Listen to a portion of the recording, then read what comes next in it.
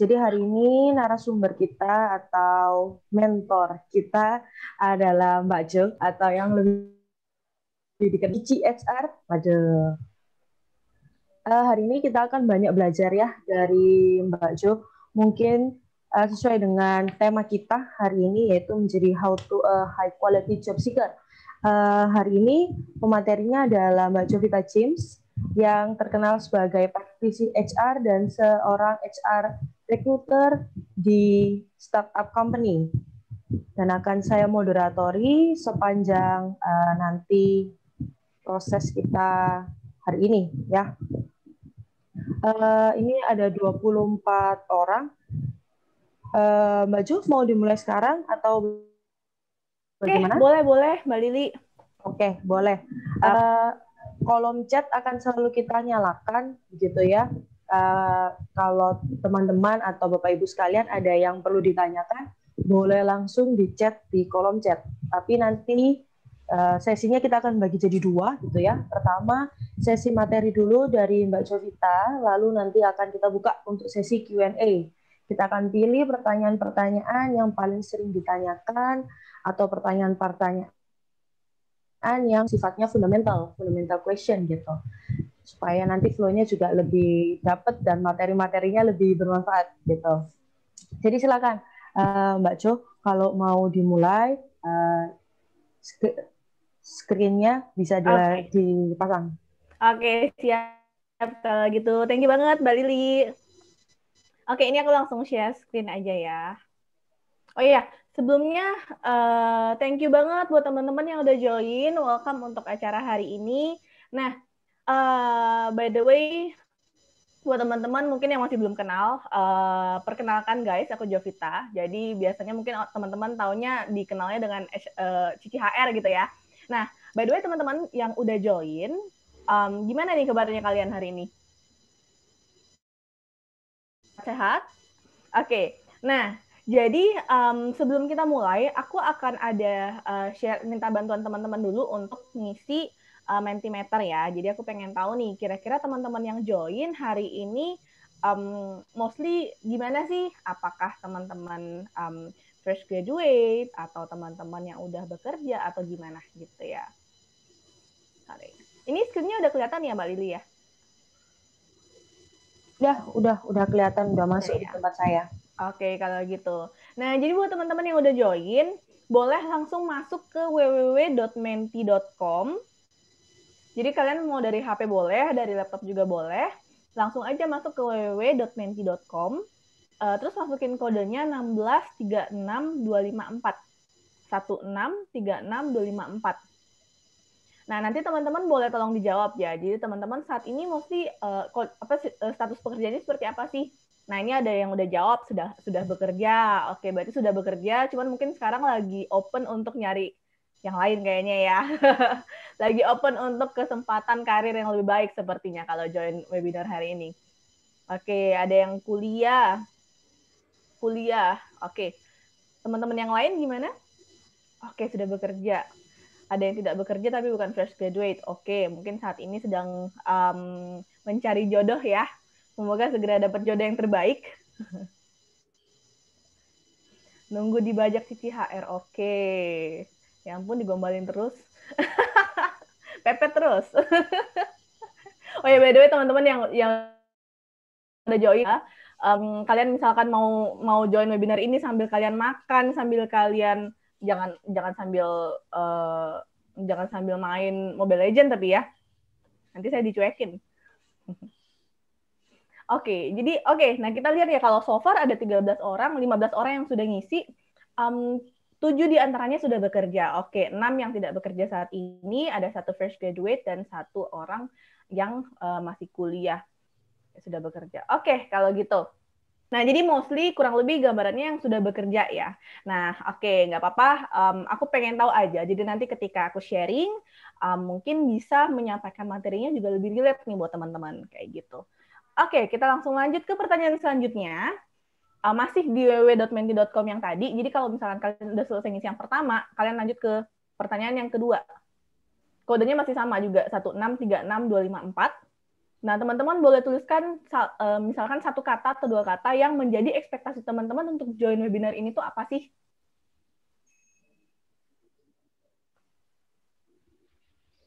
Silahkan, boleh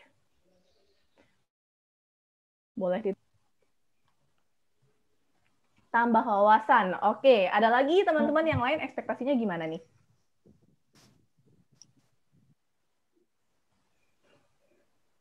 Motivasi berubah. Oke, Motivasi. wow. Dibajak HR, oke. Temu jawaban alasan resign. Oke. Oh, ada yang cari info memang, Mbak Jo. Oke. Dibajak Mbak Jo, knowledge. Ilmu baru, menambah insight. Siap kalau gitu. Ilmu baru, nyapi diri sebelum bekerja. Oke, good. Oke, good. Apa yang hitam ya? Yang hitam. Temu jawaban alasan resign. Oke, kita lihat nanti ya. Mungkin dari yang aku sharingkan nanti beberapa di antaranya juga akan relate nih. Saatnya aku resign atau tidak saat ini. Ya. Oke, kalau gitu thank you banget buat teman-teman yang udah ngisi ini. Jadi aku langsung lanjutkan aja ke slide kita hari ini. Oke, guys. Jadi hari ini kita akan membahas tentang how to be high quality job seeker. Nah, mungkin teman-teman kalau selama ini pernah dengarnya high quality jomblo nggak sih? Jarang kan dengan high quality job seeker? Nah, jadi high quality job seeker ini seperti apa? Nah, kita langsung masuk aja nih nanti ke sebelum itu mungkin aku kenalan dulu, jadi biar teman-teman tahu gitu ya. Siapa sih Jovita ini gitu.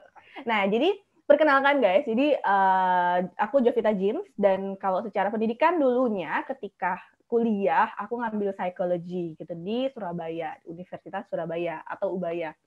Nah, kemudian setelah lulus dari Ubaya, pertama kali aku berkarir di Samator Group. Jadi waktu itu di corporate di Samator Group, gas industri perusahaannya.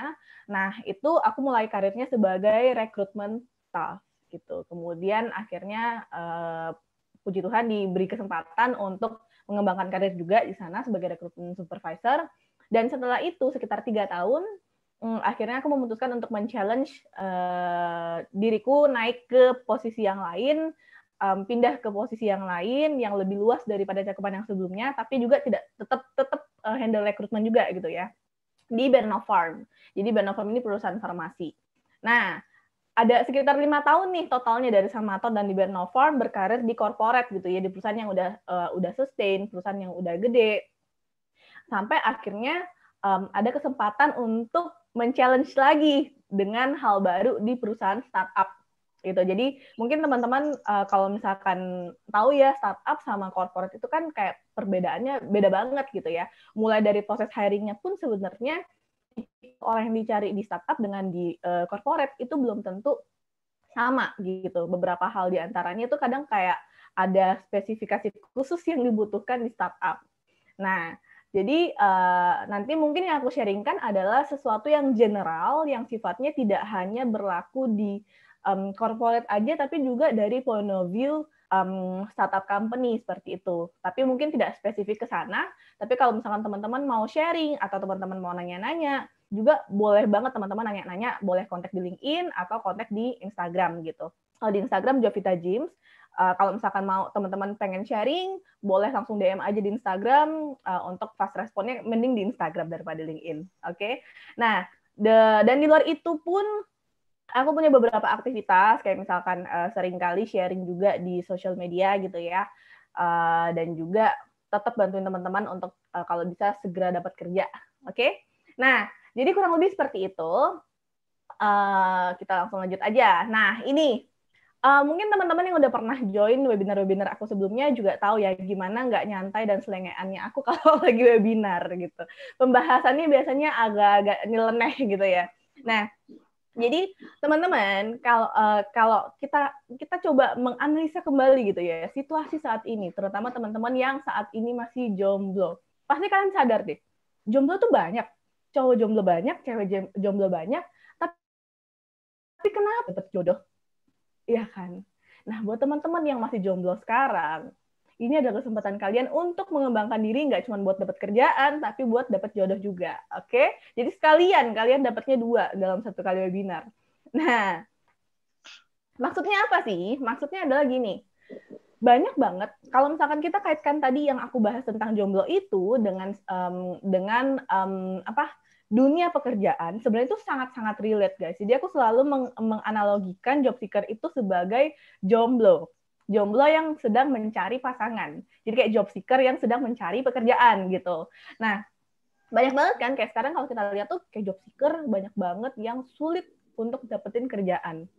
Tapi kalau teman-teman sadar, kalau teman-teman lihat kita di dunia HR pun kayak rekruter nggak jarang loh kita tuh kayak ngerasa kayak kita tuh nyari kandidat, kita tuh punya lowongan, tapi buat dapat kandidat yang benar-benar sesuai dengan kualifikasi perusahaan itu tuh nggak gampang. Itu bahkan kayak kadang ada banyak banget kandidat yang apply. Let's say kalau kita buka iklan lowongan di job portal gitu ya, nggak boleh nyebut merek guys. Di job portal itu tuh biasanya yang apply bisa sampai kayak ratusan bahkan ribuan loh, satu posisi itu kadang ada sampai ribuan yang apply. Tapi dari 1.000 itu belum tentu kita bisa dapetin satu kandidat yang cocok untuk kita rekrut. Gila nggak sih, persaingannya luar biasa banget kan gitu. Nah, jadi sebenarnya kalau kita lihat itu kadang-kadang kayak kita ngerasa nyari kerja itu susah banget ya, sampai berbulan-bulan tuh nggak dapat kerja gitu. Yes, emang susah, tapi ini adalah fun fact-nya. It's not completely out of your control, guys. Jadi kadang-kadang kita mikir kayak nggak ada kesempatan buat kerja, lowongannya sedikit, apply mana-mana ketolak-ketolak, itu kan something yang di luar kontrolnya kita gitu kan. Dan itu sangat-sangat stressful kalau misalkan kita fokusnya tuh dengan keadaan yang nggak bisa kita kontrol gitu. Nah, jadi kenapa kita nggak fokus aja ke something yang bisa kita kontrol? Ya kan. Nah, apa yang bisa kita kontrol? Jadi hari ini yang akan kita bahas, gimana sih caranya untuk teman-teman bisa melakukan effort untuk bisa menjadi high quality seeker. Kalau kita ngomong kayak misalkan dalam konteks pacaran tadi gitu ya, gimana caranya bisa jadi jomblo yang diidolain banyak lawan jenis gitu. Jadi kalau misalnya cewek yang diperebutin di sekolah tuh biasanya tuh yang cowok yang apa sih kayak anak basket yang diperebutkan wanita-wanita, nah kayak gitu. Gimana caranya teman-teman itu bisa jadi job seeker yang diperebutkan oleh recruiter. Nah, untuk sampai ke sana sebenarnya untuk sampai ke sana itu ada 2 hal yang sangat penting. Tapi sebenarnya yang poin kedua ini juga include ke poin yang pertama. Jadi teman-teman mungkin sudah sering banget dengar tentang 5W1H gitu ya. Bahkan udah kayak apa sih ini basi banget, udah dari kayak SD kayaknya belajar tentang 5W1H gitu. Nah, tapi kalau kalian sadar 5W1H ini kalau dalam hal job seeker, ini nanti aku akan share lebih detailnya. Ini adalah senjata magic weapon. Jadi ini kayak senjata yang benar-benar magic banget gitu. Nah, kenapa? Karena gini. Kadang-kadang kita tuh ngerasa gini, ada nggak ya mungkin teman-teman di sini yang juga merasakan hal yang sama gitu ya. Kadang tuh udah ikut banyak webinar macam-macam. Sertifikasi tuh udah banyak banget, bahkan kayak di CV-nya kita itu tuh kayak udah banyak banget sertifikasi gitu di bagian training, di bagian sertifikasi tuh udah panjang banget listnya. Emang tuh belum cukup buat jadi high quality jobs itu. Nah, jawabannya adalah tergantung. Kalau misalkan kayak kalian ikut sertifikasi itu tadi untuk memperbanyak sertifikat, jadi itu jawabannya adalah belum cukup untuk jadi high quality job seeker. Kenapa? Karena yang penting adalah sebenarnya bukan cuma kemasannya, tapi isinya kayak gimana. Kayak gitu. Nah, gimana sih biar bisa memperbesar kesempatan untuk ngebalik situasi dari yang awalnya ngelamar, jadinya dilamar oleh perusahaan. Nah, ini yang pengen kita belajar bareng-bareng nih gitu ya. Let's check it out. Nah, ini yang tadi aku bilang. Jadi 5W1H sama dengan high quality job seeker. Oke. Nah, kenapa sih maksudnya tuh bisa high quality job seeker dengan 5W1H itu hubungannya apa? Jadi gini, kita akan mulai dulu dari satu-satu ya. Kita bahas satu persatu. Sometimes, nah, seperti yang tadi aku bilang, it's not only about the packaging, it's the product, gitu ya. Kadang tuh kita fokus dengan benerin, gimana sih biar benerin CV? Gimana sih biar kita tuh kalau interview bisa ngejawab pertanyaan seperti A dan B dan C, gitu. Tapi kita lupa kalau sebenarnya yang perlu kita fokus adalah bukan hanya cara jualannya, tapi apa yang mau kita jual. Iya kan? Kayak misalkan teman-teman kayak misalkan kita ngomong nih, aku mau jualan, ini aku si jomblo itu tuh mau jualan maksudnya jualan, ngomong jual diri nggak enak ya. Si jomblo mau jualan biar segera dapat jodoh maksudnya gitu. Nah, mungkin dia akan fokus untuk dandan. Nah, kalau cewek tuh mungkin dia bakal fokus kayak mempercantik diri gitu ya. Dia dandan, dia cara dia berkomunikasi dibenerin gitu ya. Atau kayak dia akhirnya beli gincu yang mahal, lipstick yang mahal gitu. Tapi dia lupa, otaknya lupa diisi. Nah, jadi ketika dia lupa memperbaiki diri, dia lupa untuk memperbaiki attitude-nya. Pada akhirnya ketika dia ketemu sama si orang yang potensial, dia lagi mau PDKT sama si cowok itu jadi jiper duluan gitu. Kenapa? Lu cantik tapi nggak nyambung, coy. Gitu. Nah, jadi that's why yang paling penting itu sebenarnya adalah produknya, nggak cuma packaging-nya doang. Packaging penting, iya, untuk attract orang biar mau mengenal produknya gitu ya. Tapi yang paling penting sebenarnya adalah produknya. Produk dalam hal ini yang kita maksud adalah ya kita sendiri gitu, yang kita mau menjual apa gitu, skill-nya kita, apa yang mau kita tawarkan ke perusahaan, what you can bring to the table, intinya kayak gitu. Nah, jadi gimana caranya untuk teman-teman tuh bisa memperbaiki kualitas produk kalian atau mengembangkan, mungkin bukan memperbaiki ya, tapi mengembangkan kualitas produk teman-teman. Nah, caranya adalah teman-teman harus tahu dulu apa yang kalian jual. Gitu. Nah, caranya gimana? Caranya adalah ada beberapa pertanyaan yang hari ini aku akan tanyakan. Karena memang dari pertama tadi aku bilangnya 5W1H ya. Jadi, basically adalah pada sesi ini nantinya teman-teman akan banyak pertanyaan-pertanyaan yang teman-teman perlu jawab untuk diri kalian sendiri. Kalian nggak perlu jawab buat aku. Kalian nggak perlu share jawaban kalian apa, karena ini bukan something yang bisa kalian jawab saat ini dan langsung saat ini juga gitu. Kadang-kadang teman-teman perlu waktu untuk merefleksikan dulu. Karena ini adalah long term project sebenarnya. Kenapa? Karena teman-teman untuk mencari jati diri kalian itu tuh nggak mudah gitu ya. Apalagi something yang mau ditawarkan ke orang lain atau dijual ketika kalian apply. Nah, jadi kita nanti hari ini tidak hanya membahas tentang ini juga, tapi kita juga akan membahas juga dengan caranya nanti seperti apa. Jadi mulai dari siapa kita, apa yang mau kita jual gitu ya, sampai dengan cara untuk kita menjual diri tadi. Maaf ya, ngomongnya agak frontal. Jual diri. Nah, tapi benar kayak gitu. Itu yang akan kita bahas hari ini. Dan ada banyak pertanyaan. Teman-teman mau difoto boleh, kalian mau catat juga boleh. Nanti kalian jawab sendiri ketika sesinya sudah selesai gitu ya. Mungkin akan lebih enak teman-teman nyari waktu. Nah, jadi yang paling penting pertama adalah who am I? Siapakah aku? Kalau teman-teman mau nyari jodoh, again, teman-teman mau nyari jodoh, teman-teman tuh harus tahu dulu dong. Aku tuh orangnya gimana sih? Aku tuh orangnya cerewet banget, jadi aku perlu orang yang bisa sama cerewetnya untuk bisa ngimbangin aku, misalkan. Nah, jadi sebelum dia mencari orang, sebelum dia menentukan dia tuh pengen nyari cowok yang kayak gimana, dia harus tahu dulu dong, dia tuh siapa, ya kan? Jadi biar ketika dia cari cowoknya itu nanti nggak home pimpa gitu, tiba-tiba ya udah cap cip cup, oh ini kayaknya cocok, terus habis itu nyoba, ternyata nggak cocok, gagal, nyoba lagi nggak cocok, akhirnya gagal. Nah, that's why teman-teman perlu tahu dulu nih, teman-teman tuh sebenarnya siapa. Teman-teman tuh pengennya dari setelah teman-teman tahu kalian siapa, baru kalian bisa tentuin yang seperti apa sih yang cocok buat kalian. Kayak gitu. Nah, that's why ini penting gitu ya. Apa aja sih yang bisa dilakukan untuk kita pengen cari tahu dengan who am I ini, untuk cari tahu siapa aku. Yang pertama, what I love, apa yang aku suka.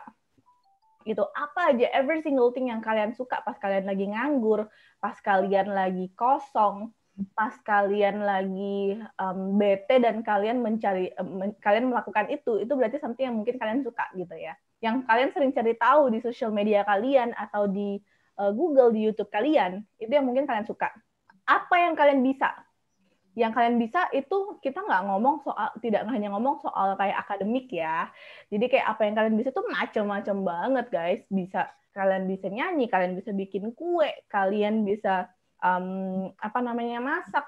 Nah, jadi nggak cuma terbatas ke akademik aja gitu. Tapi kalau misalkan teman-teman banyaknya, tulislah mulai dari hard skill yang dari kompetensi kalian ketika kuliah gitu ya, yang kalian bisa, soft skill gitu, dan juga something yang dalam daily life kayak tadi yang aku bilang, masak, baking, atau mungkin kayak videografi, fotografi kayak gitu. Nah, tidak hanya berhenti sampai sana, tapi juga kalian boleh cari tahu sebenarnya itu kalian orang yang seperti apa sih, personality kalian tuh seperti apa, akan membantu teman-teman untuk menentukan kemana kalian akan melangkah nanti gitu. Yang kayak tadi aku bilang ya, yang seperti apa sih yang cocok dengan pekerjaan, seperti apa yang cocok dengan kalian, atau pasangan seperti apa yang cocok dengan kalian. Iya kan, kayak gitu. Nah, jadi kayak contohnya tuh gimana? Kenapa ini penting? Contoh tipikal orang tidak suka untuk bersosialisasi, kayak lebih menutup diri gitu, karena aku lebih bisa ngecas ketika aku sendiri, dan aku nggak nyaman kalau misalkan harus ngomong dengan banyak orang atau ngomong dengan orang baru. Misal ya, ini personality-nya contoh. Nah, ketika random, ya udah aku coba aja posisi sales gitu ya, sales eksekutif yang harus berhubungan dengan orang. Nah, bayangin gimana tersiksanya kalian setiap hari yang nggak nyaman sama orang, kalian harus setiap hari ketemu sama orang baru gitu. Setiap hari harus mencoba untuk menjalin komunikasi yang benar-benar teman-teman tuh sebelumnya nggak biasa seperti itu. Challenging, yes. Keluar dari zona nyaman, yes. Bagus banget. Asal kalian lakukan itu dengan sadar, nggak kecemplung. Gitu ya. Jadi that's why personality itu penting seperti itu. Atau contoh kebalikannya deh, orangnya talk aktif banget, extroverted banget, senang banget berkomunikasi sama orang, berhubungan dengan orang. Nah, tapi dia nggak tahu nih kalau dia orang seperti itu. And then suatu ketika dia tuh apply ke posisi admin, let's say, di balik meja.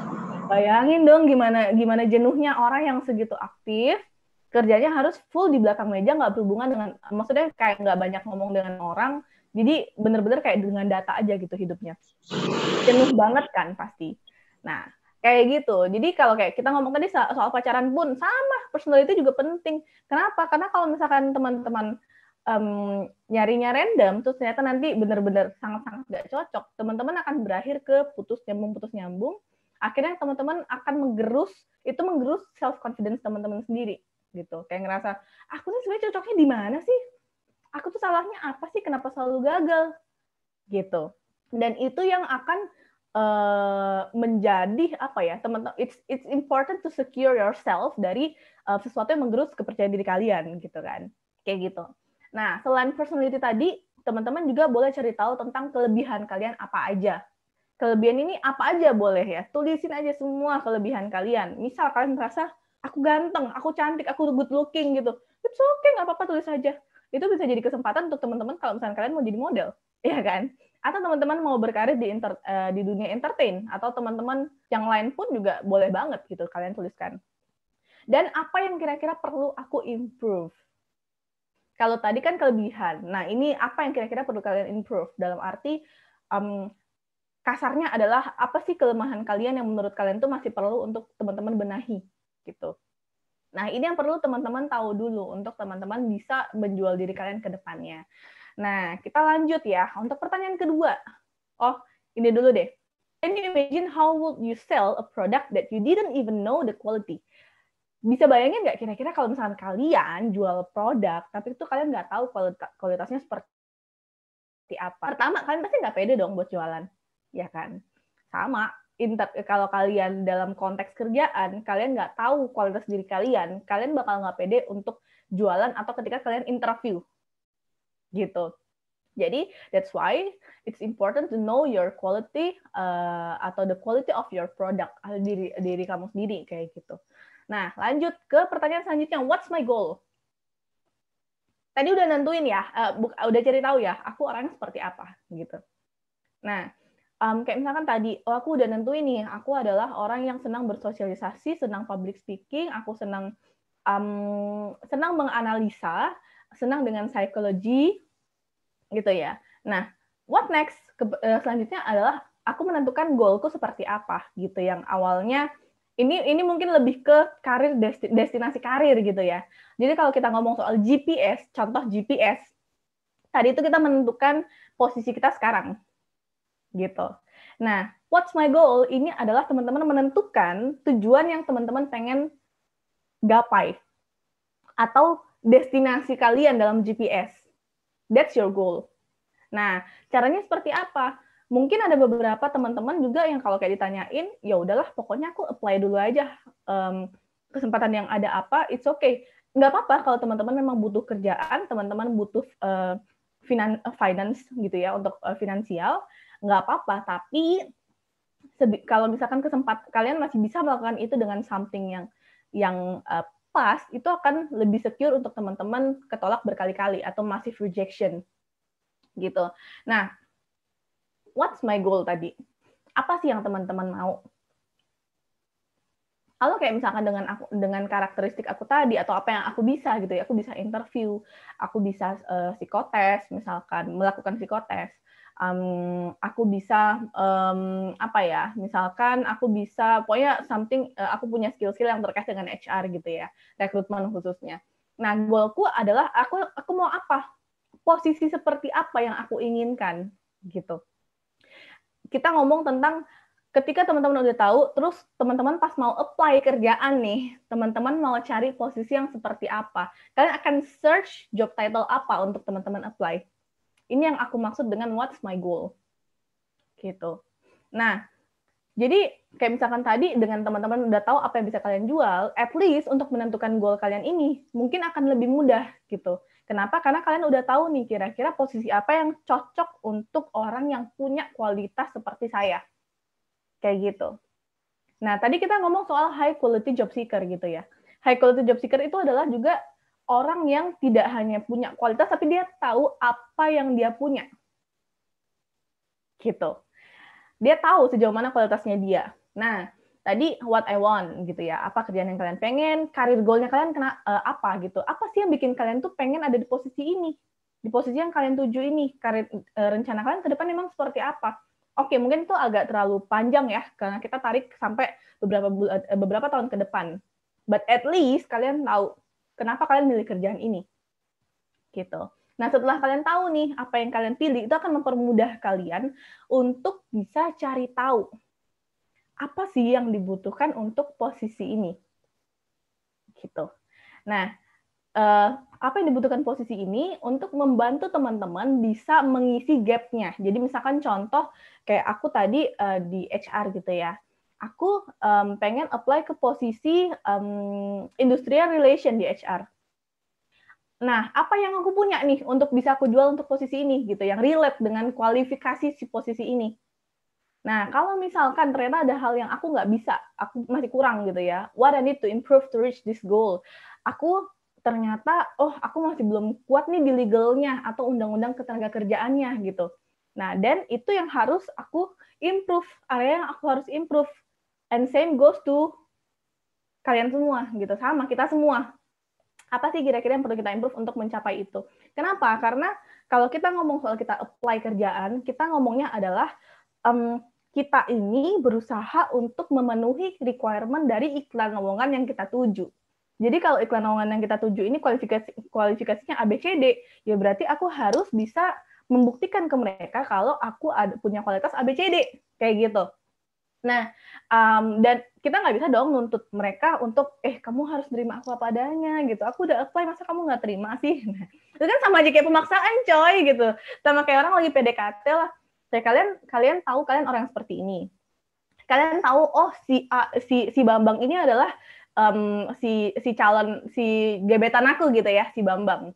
Nah, ngomong-ngomong soal Bambang, gimana caranya aku bisa deket sama Bambang, aku bisa jadian sama dia, aku harus tahu dia itu tipikal orang yang seperti apa, aku harus tahu dia pengennya cewek yang seperti apa, aku harus tahu bahasa kasihnya dia gimana.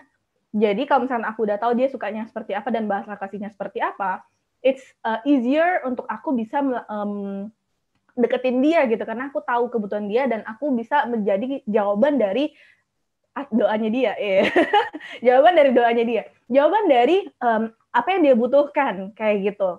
Nah, sama persis kayak kerjaan sebenarnya. Kayak gitu juga. Jadi teman-teman, kalau misalkan kalian udah tahu kualitas kalian, tinggal kalian cari tahu apa posisi yang kalian tuju, requirement-nya seperti apa, caranya requirement-nya seperti apa, cari aja di Google. Misal kalian tujuannya itu graphic designer gitu ya, cari aja job graphic designer lowongan gitu ya, atau kayak requirement atau job desk. Dan itu kalian bakal tahu dong apa aja yang dibutuhkan untuk posisi ini. Nah, dari sana baru kalian nulis nih, yang dibutuhkan untuk posisi ini A, B, C, D, E, F, G. Oke, yang aku punya apa? Oh, A, C, D. Berarti selain itu, aku perlu improve dulu. Kayak gitu. Nah, ini tadi aku bilang ya, find out the right relationship. Jadi, teman-teman jangan random asal apply aja gitu. Karena quality over quantity is more important untuk melindungi teman-teman dari massive rejection yang bikin kalian akhirnya tergerus kepercayaan dirinya.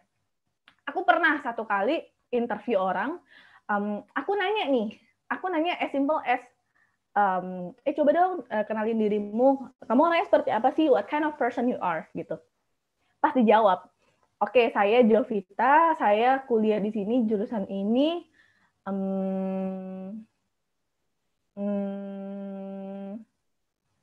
apalagi ya, kayak gitu. Nah, terus aku nanya, oke, menurut kamu tipikal orang yang seperti apa? Kamu punya something seperti apa yang menurut kamu jadi kelebihan kamu? Dan something seperti apa yang jadi kelemahan kamu yang perlu kamu improve? Misal, dia juga nggak bisa jawab, gitu.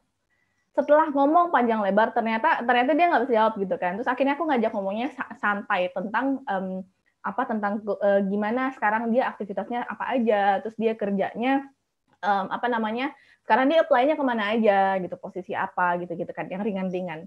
Sampai akhirnya aku paham, ternyata kenapa dia dari tadi itu seperti itu, karena dia takut. Dia nggak pede banget, karena dia udah berkali-kali apply, interview, dan ditolak.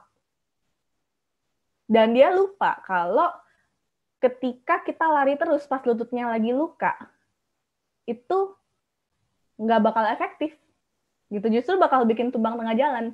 Ya kan? That's why it's really important untuk kalau misalnya teman-teman juga yang udah apply berkali-kali, ayo kita cari tahu. Mostly lalainya tuh di bagian mana, gagalnya tuh di bagian mana gitu. Pas interview, ngirim CV tapi ngirim CV banyak tapi nggak keterima. Kalian interview banyak tapi nggak lolos, atau tes banyak di mana-mana tapi nggak lolos. Ayo kita cari tahu. Bagian mana sih yang teman-teman masih kurang gitu. Nah, kalau memang bagian itu masih kurang, berarti bagian itu yang harus di-improve.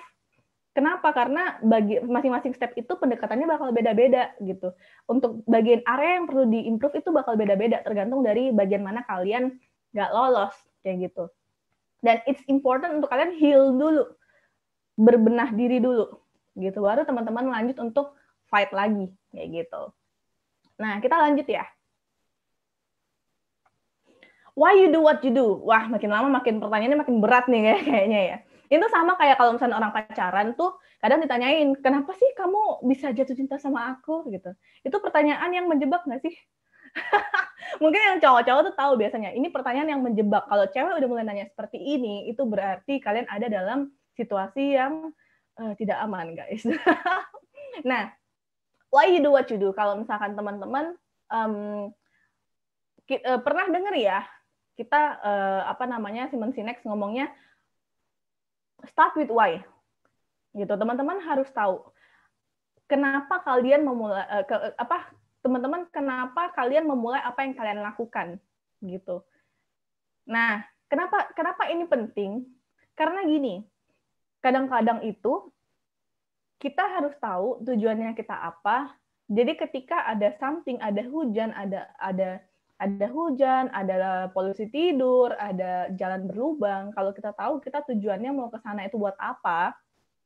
Buat beli misalkan kita ke sana itu untuk membeli suatu keperluan gitu ya, untuk beli ranjang misalkan, gede banget ya, beli ranjang misal. Nah, meskipun itu kondisinya gimana, mungkin hujan, tapi kalau kita tahu, oh tujuan kita beli ranjang dan ini urgent, ini penting banget nih gitu. Teman-teman bakal berusaha untuk tetap sampai ke sana kan, meskipun itu hujan atau itu jalannya berlubang. Tapi kalau teman-teman nggak tahu, teman-teman mau ke mall Puri misalkan untuk ya nggak ngapa-ngapain, memang ya mau ke sana aja gitu, nggak ada tujuan yang jelas, nggak ada why-nya, nggak jelas. Ketika di tengah jalan kalian teman-teman dapat suatu hambatan, mungkin teman-teman bakal ya udah deh balik aja, toh ke sana juga nggak ngapa-ngapain. Nah sama persis kayak kalian pas nyari kerja juga gitu. Itu penting. Kenapa kalian melakukan ini? Kenapa kalian nyari kerja itu tujuannya buat apa sih gitu? Aku tahu ini pasti secara finansial juga ya, tujuannya buat cari duit lah. Iya, paham. Di luar itu ada apa lagi tujuannya kalian gitu? Apa yang menjadi prioritas kalian? Karir kah? Secara selain finansial ya, karir kah? Atau mungkin self improvement atau apa kayak gitu. Dan kenapa sih kalian memilih posisi yang kalian udah pilih dibuat tadi? Kenapa kalian pilih job title itu? Gitu. Apa yang membuat kalian tuh tertarik dengan itu? Nah, itu yang teman-teman harus tahu juga gitu. Kayak misalkan contoh, kayak aku ya, kalau misalkan kita ngomong tentang contohnya aku, why-ku untuk menjadi recruiter hingga saat ini adalah karena aku pengen banget tetap bisa menjadi jembatan untuk teman-teman bisa mengubah posisi jadi kayak jembatan untuk teman-teman yang dari satu fase yang lagi nyari kerjaan dan bahkan kadang desperate banget, terus teman-teman dapat kerjaan nih gitu. Jadi kayak menjadi jembatan untuk teman-teman bisa merubah hidup kalian dalam hal pekerjaan. That's why aku paling senang menjadi recruiter gitu. That's why aku melakukan apa yang misalkan hari ini sharing nih, buat apa? Ya karena itu aku pengen teman-teman, maksudnya kayak nggak ngomong sharing tuh nggak selalu ngomong soal duit gitu ya. Kita sharing ngeluarin effort buat apa ya? Buat karena kita pengen teman-teman mendapatkan something yang teman-teman butuhkan untuk kalian bisa dapat kerja gitu. Nah, that's important untuk teman-teman juga tahu why did you apply for the job gitu. Nah, kenapa? Terus kemudian lanjut lagi nih ke why yang selanjutnya. Kenapa sih teman-teman tuh mikirnya teman-teman kayaknya bisa fit job ini gitu. Nah, balik ke yang tadi gitu ya. Kalau kita hubungkan dengan why yang kedua ini dengan yang tadi di awal, teman-teman kan udah cari tahu tuh apa yang kalian punya, ya kan? Apa skill kalian, apa yang kalian suka. Nah, ini kalian juga dari sana setelah kalian bisa menjawab itu, it's really easy untuk teman-teman bisa jawab pertanyaan ini. Why do you think you fit the job? Pas kalian interview pun biasanya bakal ditanyain, kenapa sih kamu apply untuk posisi ini? Ya kan? Nah, kalau kalian udah mencoba untuk menjawab pertanyaan ini dengan diri kalian sendiri, pas interview kalian udah nggak perlu pencitraan, guys. Tinggal jawab aja apa yang sudah kalian punya. Gitu. Why do you think you fit the job? Oh, aku punya skill. Karena aku punya skill bla bla bla bla yang relate dengan posisi dibutuhkan di posisi ini. Oh, karena aku suka dengan pekerjaan ini karena bla bla bla bla, seperti apa. Kayak gitu. And why you choose the company? Ini yang tadi aku bilang ya. Kenapa sih kamu milihnya pacaran sama aku gitu. Nah, why you choose the company itu juga penting. Kenapa? Karena company pengen tahu keseriusan kalian untuk apply di mereka itu seperti apa. Nggak cuma cap-cip-cup iseng-iseng beruntung gitu ya. Tapi kita pengen tahu nih kayak teman-teman juga ketika apply di suatu perusahaan, kenapa sih selain nyari duit again? Karena mungkin kalian punya sesuatu yang yang benar-benar bisa menunjukkan kalau aku tuh apply ke sini tuh memang niat loh, nggak cuma iseng-iseng beruntung doang gitu. Dan untuk sampai ke sini, teman-teman harus cari tahu dulu tentang company yang mau kalian apply. Cari tahu tentang company ini seperti apa, mungkin culture-nya seperti apa, visinya seperti apa, relate nggak sama kalian. Nah, ini yang bisa kalian jual ketika teman-teman interview. Kayak gitu. Nah, kita ngomong nih soal siapa nih di sini yang nonton startup. Kalau teman-teman yang belum nonton startup, tenang aja. Masih ada di Netflix. Silahkan kalian boleh nonton. Kalian yang udah nonton, kalian tim Namdosan apa Han Ji Pyong, guys? Kalau aku sebenarnya tim Han Ji Pyong. Cuman kebetulan yang relate Namdosan. Ya udah, aku masukin Namdosan aja gitu. Nah, jadi kita belajar dari film ini. Buat teman-teman yang belum nonton, it's okay, tenang aja. Aku bakal kasih sinopsisnya sedikit gitu ya. Jadi di film ini itu ada seseorang namanya Dalmi. Dalmi ini diperebutkan sama Namdosan dan Han Ji Pyong gitu ya. Gila, ini cewek luar biasa banget ya, diperebutin sama 2 cowok loh. High quality cewek berarti ini. Nah, kenapa aku ngomong kita belajar dari sini? Kalau tadi kita ngomong slide sebelumnya adalah why you do what you do gitu ya. Dalmi, mereka dan timnya itu tuh mengembangkan self-driving car yang mana autopilot, jadi kayak nggak bisa nggak perlu nyetir, mobil itu bakal jalan sendiri dan punya sensornya untuk menghindari kayak kendaraan lain atau kalau misalkan ada benda di depannya gitu. Nah, kenapa dia melakukan ini? Kenapa dia gigih melakukan ini dan sampai akhirnya bisa berhasil? Karena dia tahu dia mulainya tuh adalah dengan papanya dulu waktu dia kecil, papanya meninggal karena kecelakaan kendaraan. That's why Dalmi akhirnya berpikir, wah berarti orang tuh butuh kenyamanan dan keamanan ketika berkendara untuk menghindari kecelakaan, untuk menghindari kehilangan orang yang dia sayang gitu ya. Nah akhirnya dibentuklah self-driving car ini gitu. Nah karena dia udah tahu why-nya dia dari awal, jadi ketika dia melakukan ini, itu tuh dia bakal gigih apapun tantangannya. Dan ketika dia melakukan ini, dia tahu orang seperti apa yang harus dia gandeng untuk bisa mencapai goalnya dia. Seperti itu. Oke? Nah, jadi bukan masalah Dalminya cantik atau gimana, cuman kita belajar, ini kayak sirik banget sih ya. Tapi belajar aja, kita belajar dari ceritanya Dalmi gitu. Kita bisa melakukan apapun ketika kita tahu why-nya kita apa. Oke? Nah, meskipun mungkin beberapa orang kayak beranggapan ya udahlah, tidak semua hal perlu alasan gitu. Tapi nggak gitu guys. Kalau kerjaan tetap butuh alasan gitu ya. Cewek butuh kepastian. Oke. Nah, lanjut. Tadi kita udah ngomong soal apa aja? Who, what, why. Itu pertanyaan-pertanyaan yang agak berat gitu ya. Nah, kita lanjut ke pertanyaan yang mungkin tidak terlalu berat kok. When is the right time to send your application? Itu penting untuk teman-teman tahu juga. Nah, send your application ini sebenarnya kalau kita ngomong soal send application itu kapanpun sebenarnya boleh. Kalian kirim via email kapan aja boleh gitu ya.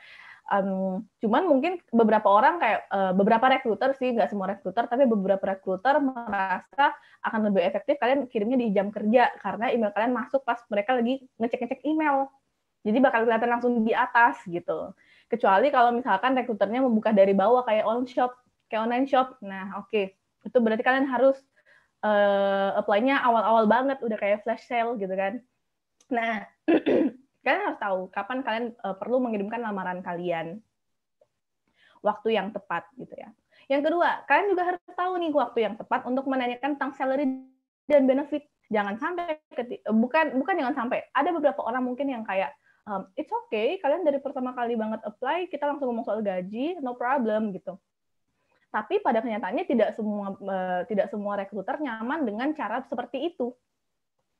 Gini, anggapannya kalau misalnya kayak kalian PDKT nih, again, kalian PDKT lagi gitu ya, maaf si jomblo yang nggak biasa PDKT. Teman-teman pas lagi PDKT, terus baru pertama kali ketemu, si cewek ini langsung nanya si cowok, kamu punya rumah, punya harta berapa? Kamu punya rumah di area mana? Area mahal nggak? Terus, kamu pakai HP apa? Oh, iPhone 12, gila. Oh, oke. Kira-kira kalau teman-teman, mungkin yang cowok-cowok ya, terutama, atau cewek-cewek juga boleh, teman-teman dideketin oleh orang gebetan yang seperti itu, pertama kali banget ketemu, langsung ditanyain kayak gitu. Jiper nggak tuh? Ilfil nggak tuh gitu. Nah, sama. Jadi kayak sebenarnya ya oke, mungkin memang tujuannya adalah pengen tahu kira-kira possibility ke depannya apakah kita cocok apa enggak dalam hal salary gitu ya. Tapi caranya nggak sefrontal itu juga gitu. Karena ketika perusahaan nawarin kamu kerjaan, itu bukan berarti kalian langsung auto lolos, tapi kita juga sama-sama cari tahu dulu seberapa tingkat kecocokannya, what kind of person you are, seberapa kalian worth it untuk posisi ini gitu. Baru kita bisa ngomongin soal salary. Karena salary itu nggak harus bisa langsung di-plug dari awal seperti ini. Kita harus tahu juga kualitas kalian seperti apa, kayak gitu. Dan nggak semua orang nyaman untuk ngomongin hal seperti itu di awal. Oke? Nah, kemudian yang ketiga, kapan sih waktu yang tepat untuk follow up hiring progress? Nah, kadang-kadang juga orang-orang tuh kayak merasa, ih enak gimana ya kalau aku udah interview terus aku mau aku mau follow up. Oke. Itu gimana ya enaknya? Kapan ya baiknya? Kalau misalnya aku follow up emang sopan nggak ya gitu? Sopan banget. Nggak apa-apa, santai aja gitu. As long as kalian nggak neror, nggak setiap hari neror. Gimana hari ini? Gimana keputusannya? Nggak kayak gitu.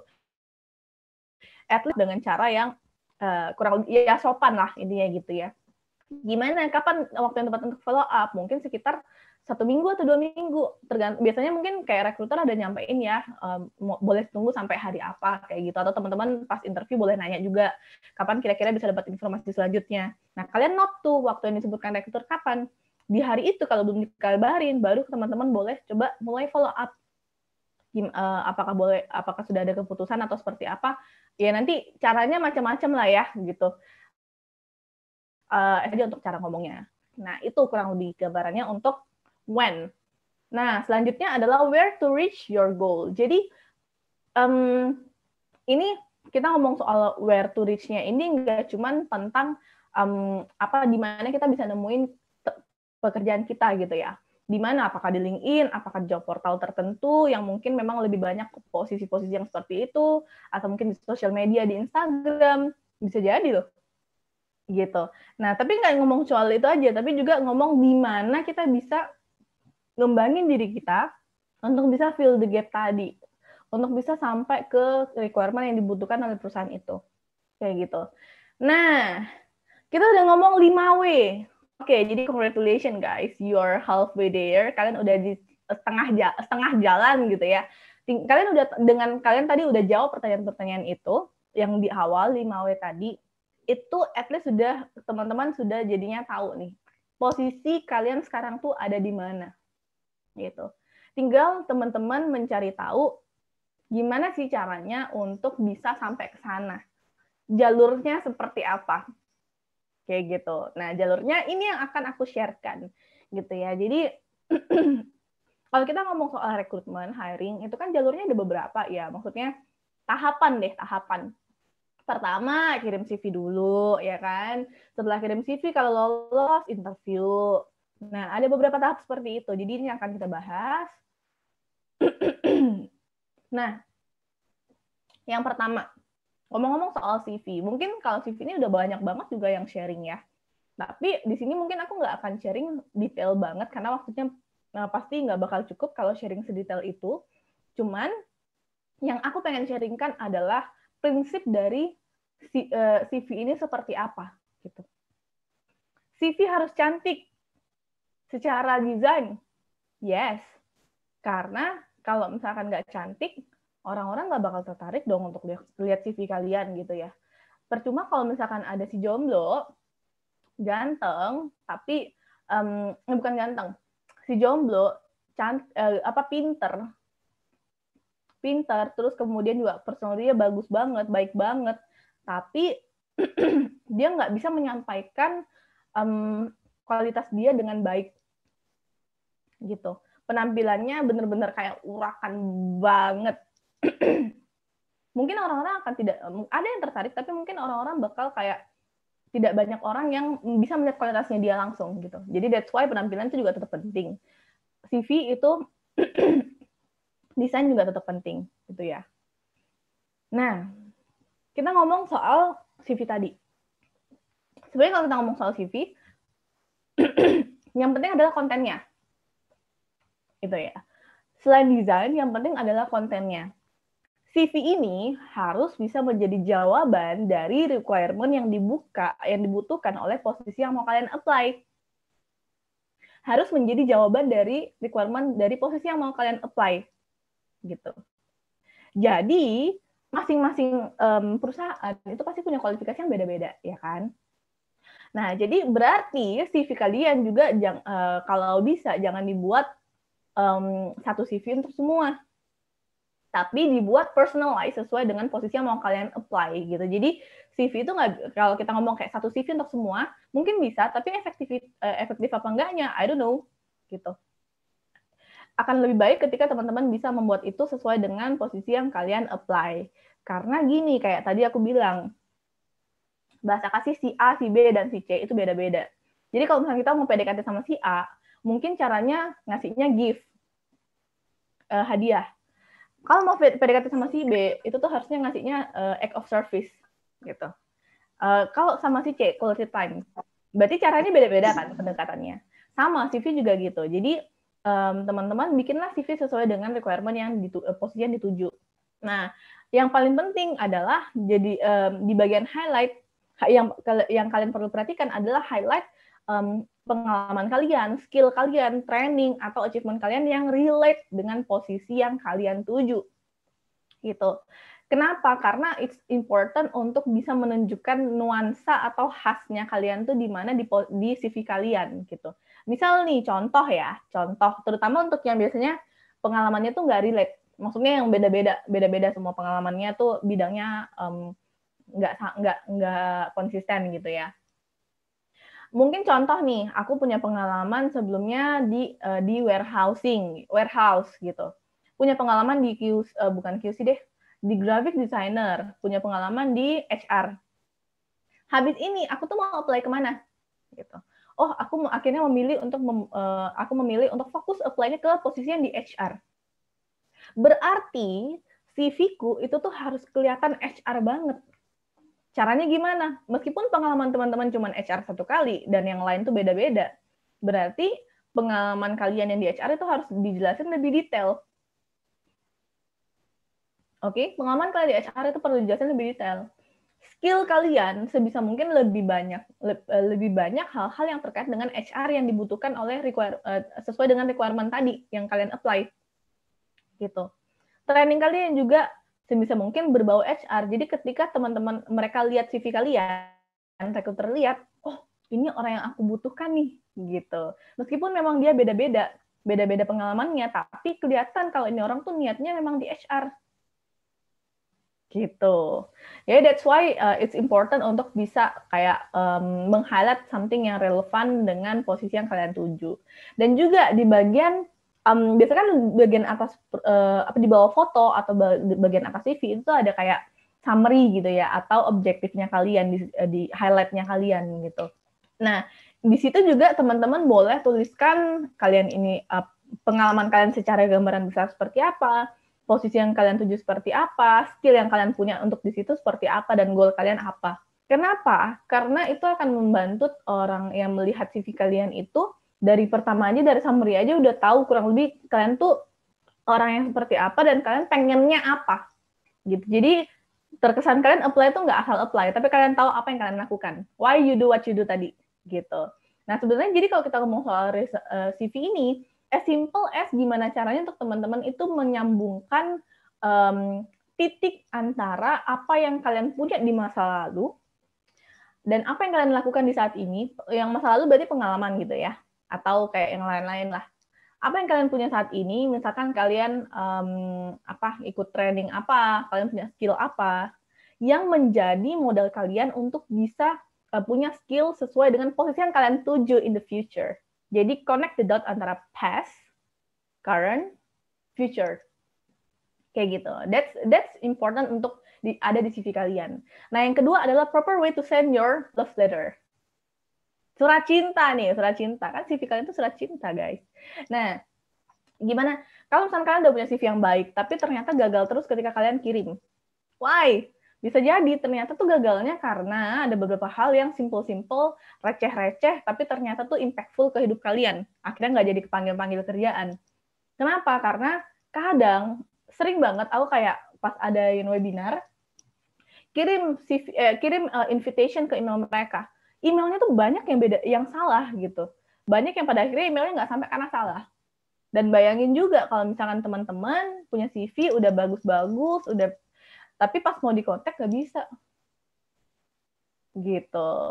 Nah, jadi it's important untuk ngecek itu lagi. Terus juga email subject. Nah, email subject ini juga ketika kalian kirim email, itu penting untuk ngikutin apa yang arahan dari iklan lowongan yang kalian tuju. Misal diminta untuk masukin email subject-nya job application underscore graphic designer tadi, misalkan. Ya udah ngikutin itu. Kalau memang enggak, tulisin posisi yang kalian tuju itu apa. Jadi kenapa? Karena gini, kadang-kadang perusahaan itu ada banyak banget email yang masuk dan nggak mungkin dong buka satu-satu gitu kan, segitu banyak, gila. Nah, pasti gimana-gimana sebagai manusia pasti akan mencari cara yang lebih mudah untuk memfilter. Caranya seperti apa? Difilterlah sesuai dengan posisi yang lagi kita cari, yang mau kita screening. Jadi misalkan aku mau screening graphic designer, kalau subjek kalian tadi ternyata job application doang, ketika aku filter, kalian nggak bakal muncul emailnya, nggak bakal kebaca. Gitu. That's why email subject itu penting. Body text email juga penting. Kalau mau masuk ke rumah orang, pasti harus ketok-ketok dulu, salam dulu, ya kan? Kalau teman-teman langsung kirim email doang, kirim attachment tapi nggak ada apa-apa, nggak ada pengantar apa-apa di body text emailnya, it show your attitude sebenarnya. Kayak gitu. Yang terakhir attachment itu juga penting banget. Ada yang attachmentnya kadang-kadang ketinggalan, ya kan? Udah kirim email tapi attachmentnya ketinggalan. Ada yang attachmentnya tuh banyak banget file, dipisah-pisahin sampai filenya baper karena dipisah-pisah. Dipisah-pisahin sampai banyak file banget, yang pada akhirnya tuh kayak mau buka satu-satu tuh gila, challenging banget. Bayangin yang dibuka email itu oleh recruiter sehari nggak cuma satu, banyak banget. Gitu. Nah, jadi attachment tuh perlu untuk teman-teman yang kita pikirkan nih, dari sisi recruiter, kalau ngelihat email aku seperti ini, gimana ya, kira-kira nyaman nggak ya kalau dia buka attachment segini banyak, gitu. Atau ada juga yang attachment-nya banyak, nggak banyak, ada 3 lah misalkan, tapi tuh nggak di rename filenya. Jadi filenya itu nama filenya WhatsApp 06327866.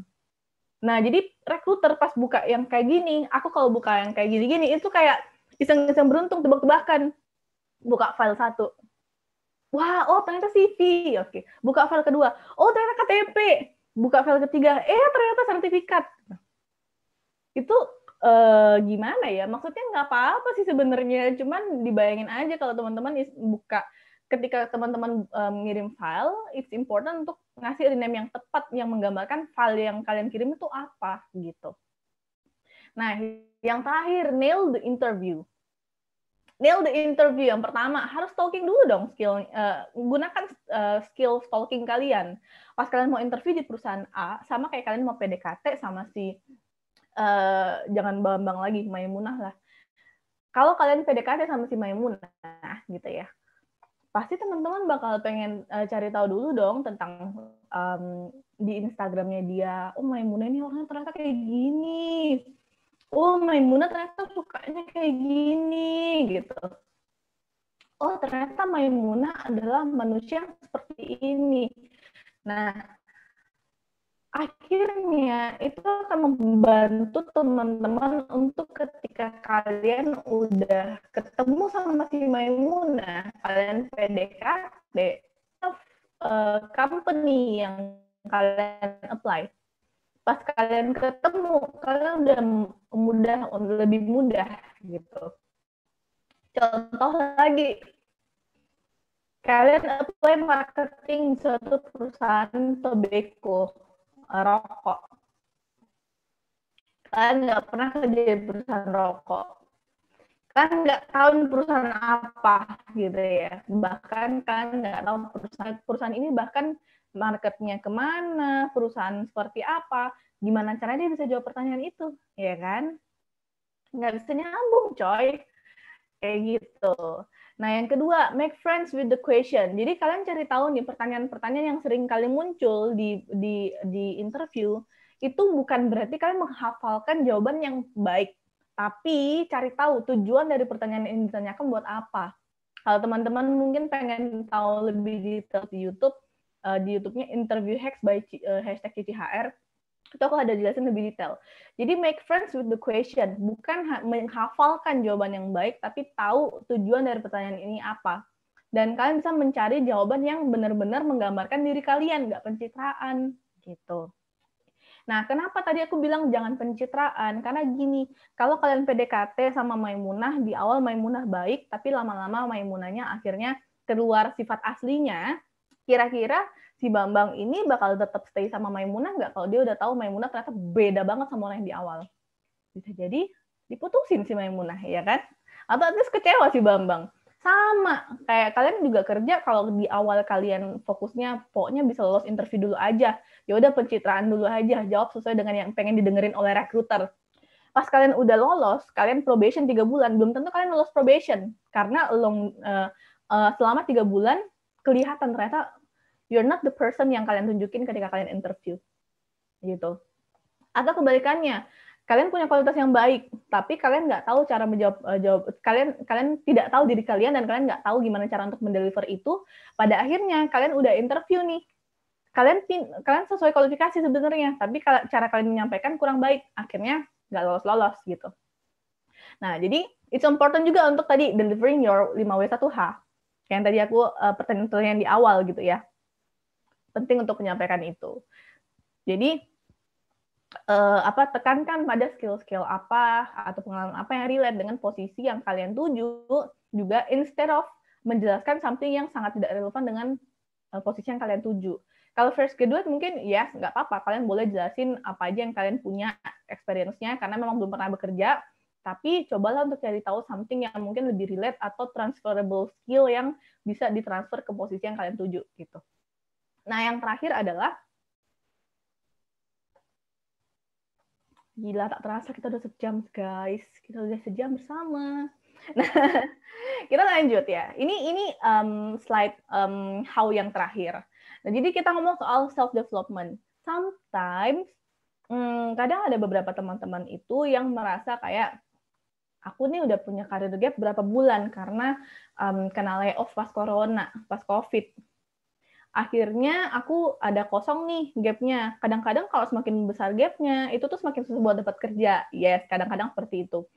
Tapi yang paling penting sebenarnya adalah itu kan kondisi ya, kondisi yang kalian nggak bisa kontrol. And again, something yang bisa kalian kontrol adalah apa yang kalian lakukan ketika di career gap kalian ini, atau ketika kalian lagi kosong, lagi jomblo ini, apa yang kalian lakukan? Kalian fokus menyalahkan keadaan, atau kalian fokus untuk improve yourself? Gitu. Kadang kalau misalkan, bukan kadang ya, selalu kalau aku interview dan aku melihat ada career gap gitu beberapa bulan, misalkan nggak kerja, aku akan menanyakan, kamu ngapain, aktivitasnya seperti apa aja ketika lagi kosong, gitu. Bukan karena aku pengen tahu benar-benar aktivitasnya kayak gimana banget, bukan sebenarnya. Tujuannya adalah karena aku pengen tahu apakah dia tipikal orang yang ketika lagi kosong dia menyalahkan keadaan dan rebahan aja, atau dia proaktif untuk melakukan something untuk improve their self ketika dalam kondisi seperti ini, gitu. Jadi bukan hanya ngomong self development itu bukan hanya ngomong tentang webinar dan banyak ikut seminar dan banyak sertifikat, tapi the knowledge yang dia dapat dari apa yang dia ikutin tadi itu, gitu ya. Nah, terus yang kedua dari terakhir adalah look for people not only for job. Kesempatan tuh kadang-kadang bahkan sering kali banget datangnya itu dari orang lain dan bahkan dengan cara yang tidak terduga, gitu. Nah, jadi build your connection. Ketika teman-teman mungkin nyari kerja, oke, nggak apa-apa teman-teman nyari kerja, tapi coba bangun juga koneksinya. Apalagi sekarang ada LinkedIn, gampang banget gitu kan, udah dapat koneksi dari LinkedIn gitu. Terutama mungkin yang lebih relate dengan posisi yang kalian tuju, misalkan, nah, kalian juga dari sana bisa belajar, mungkin kalian bisa mentoring sama mereka, bisa jadi gitu kan. Jadi nggak cuma fokusnya nyari kerja aja, tapi juga koneksi. Dan yang terakhir adalah improve your personal brand. Utilize. Jadi personal brand ini adalah sebenarnya CV kalian yang hidup, yang kalian bawa kemana-mana. Bukan pencitraan ya, tapi apa yang hidup dalam diri kalian yang bisa kalian bawa kemana-mana, yang ketika orang ketemu kalian, oh ini toh Jovita, gitu. Your living CV. Nah, Dan kenapa personal brand ini penting? Balik lagi ke yang tadi, misal nih si Bambang udah, Maimunah udah, si Joko deh. Nah, oke, absen orang ya. Nah, let's say si Joko ini adalah high quality jomblo yang dia pinter, dia mapan, dia good looking. Tapi si Joko ini kerjaannya mostly di rumah dan jarang banget bersosialisasi, nggak kelihatan gitu. Gimana caranya orang-orang itu, dia lagi nyari jodoh nih, kan jomblo ya. Gimana caranya orang-orang bakal tahu kalau ada seseorang jomblo, high quality jomblo bernama Joko, kalau dia nggak pernah menampakkan dirinya. That's why it's important to improve your personal brand gitu. Kita ngomong soal misalkan contoh, ini nggak riak ya, nggak riak. Kita ngomong soal Jovita Gibbs atau Cici HR. Cici HR ya mungkin teman-teman tahu juga lah ya, Cici HR itu adalah personal brand aku gitu. Banyak banget orang-orang yang sharing di LinkedIn. Banyak banget orang-orang yang membagikan perspektifnya gitu ya. Tapi apa yang bisa bikin orang-orang tuh kadang notice dengan kalian? You need something yang bisa membuat kalian tuh aware dengan kalian. Jadi ketika misalkan contoh kayak ada universitas ini lagi butuh speaker nih untuk eventnya pas untuk fresh graduate yang mau lulus. Siapa ya kira-kira? Oh, coba Cici HR gitu. Yang padahal sebenarnya ada banyak banget kan orang-orang yang bisa sharing yang bahkan mungkin jauh lebih baik gitu.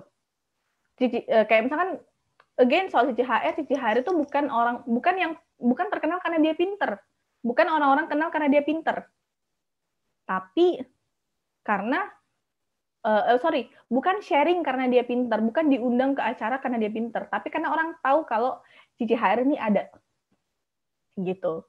Jadi it's important untuk teman-teman, ayo kembangin personal brand kalian. Sekarang zaman sosial media udah banyak banget, gampang banget. Kalian mulai sharing dari LinkedIn, kalian mulai sharing dari Instagram kalian, apapun itu, untuk ngebentuk personal brand kalian. Kayak gitu. Jujur, kerjaan, ini perusahaan ketiga sekarang dari pertama kali aku berkarir di sekitar 6 tahun yang lalu. Dari perusahaan pertama ke perusahaan kedua, itu ditawarin dari LinkedIn. Dari perusahaan kedua dan ketiga ditawarin dari LinkedIn. Artinya bukannya aku mau pamer atau sombong, tapi teman-teman punya kesempatan yang sama kalau misalkan teman-teman juga mengembangkan personal brand kalian dan membangun koneksi kalian dari LinkedIn. Kayak gitu. Oke, jadi kurang lebih sekian dari aku. Jadi again, ini mungkin masa pandemi yang susah banget untuk cari kerja. Masa pandemi yang mungkin kesempatan untuk bekerja dan tidak terlalu besar dan rivalnya kalian juga kompetitornya akan jauh lebih banyak gitu ya.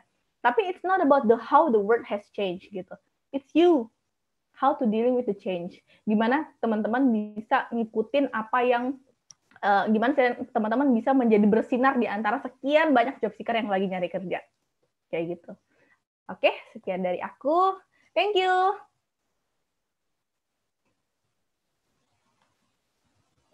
Thank you, Cici HR. Very thoughtful and insightful materi-materinya. Minum dulu. Siap. Thank you.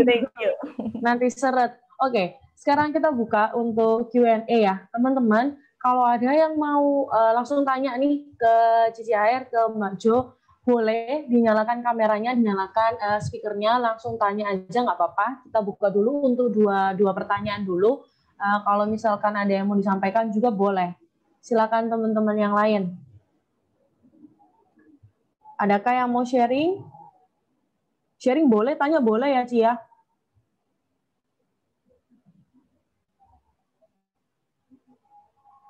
Oke, Mbak Tiara, ayo nggak apa-apa, langsung disampaikan aja. Aku ask to unmute ya. Halo. Ya, halo. Halo. Halo, Cici. Hai, Mbak Tiara, gimana? Iya, jadi aku mau tanya nih, kalau misalnya kita tahu ilmunya, tapi di situ kan nggak ada buktinya ya kalau misalnya praktek itu. Gimana caranya kita meyakinkan HR bahwa kita tuh paham, belum ada kesempatan untuk implementasinya aja. Mungkin dari teman-teman yang juga fresh graduate, dia paham apa yang dipelajari di kuliah, tapi belum ada waktu implementasinya. Jadi gimana kita cara ngelakuin PR-nya? Gitu. Oke. Makasih. Bener keren loh Oke. slide-nya. Slide-nya keren.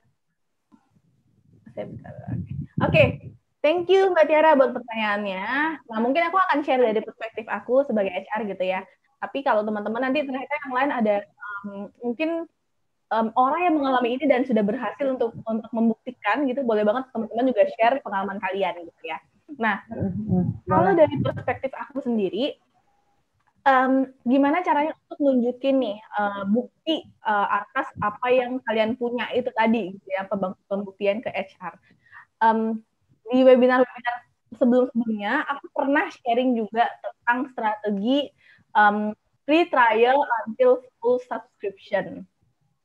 Kadang-kadang teman-teman tahu kan, kadang-kadang itu untuk aplikasi tertentu kita ada kayak free trial dulu beberapa hari untuk pada akhirnya kita tahu kualitasnya seperti apa. Setelah itu baru orang akan mau menginvestasikan uang yang dia punya untuk untuk membayar gitu full subscription ya kan. Nah jadi teman-teman kalau misalkan teman-teman punya skillnya tapi mungkin masih belum punya kesempatan untuk membuktikan, teman-teman bisa coba dulu untuk mengimplementasikan itu secara free.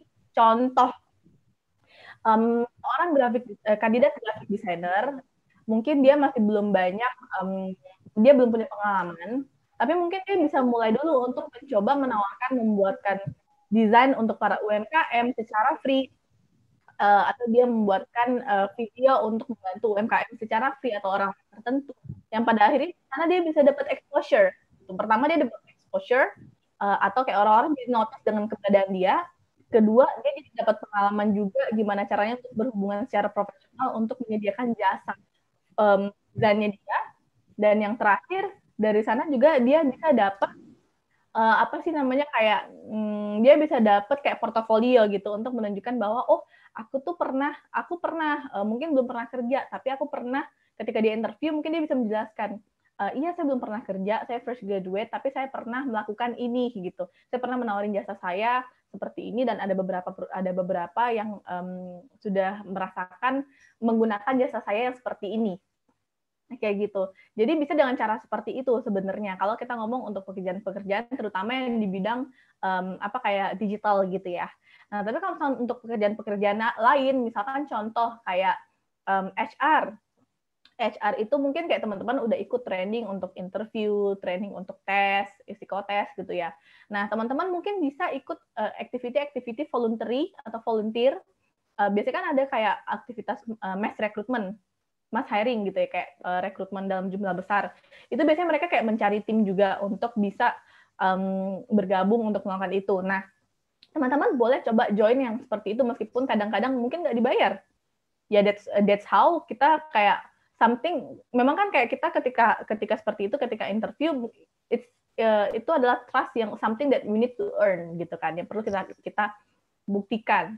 Nah, gimana caranya? Yaitu tadi pembuktiannya dengan cara mungkin kita bisa melakukan something yang free dulu untuk kita bisa dapat pengalamannya yang untuk nantinya bisa kita jual. Nah, kalau misalnya teman-teman kayak nggak ada kesempatan juga untuk seperti itu, oke, jalan lainnya adalah carilah posisi yang nyarinya fresh graduate tanpa pengalaman gitu. Kayak gitu sih sebenarnya, tapi aku selalu encourage teman-teman untuk melakukan itu tadi gitu, free trial until full subscription.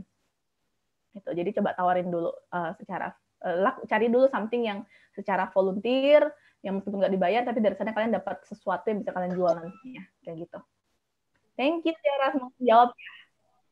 Oke, Mbak Tiara sudah terjawab kah? Atau ada mungkin lanjutan, tanggapannya boleh? Sudah terjawab. Oke. Ada lagi satu orang lagi yang mau langsung tanya secara lisan ke Cici Jovita, boleh? Ini ada Mbak Ajeng, silakan ditanyakan secara langsung pertanyaannya.